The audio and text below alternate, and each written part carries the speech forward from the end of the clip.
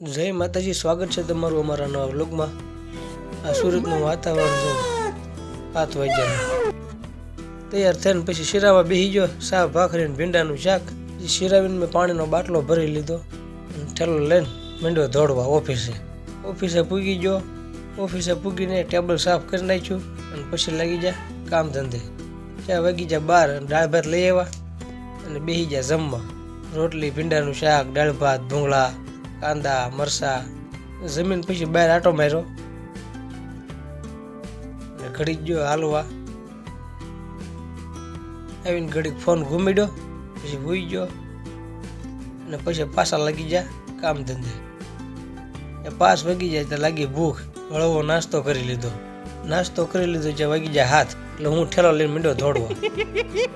ઘરે આવી ગયો, કૃષ્ણવાડ બેઠો તો એ લે આયા છે કેમ છો કદા હા કેમ છે કદા એ તો એના મમ્મીને ભાળીને કેવો હરખાઈ ગયો।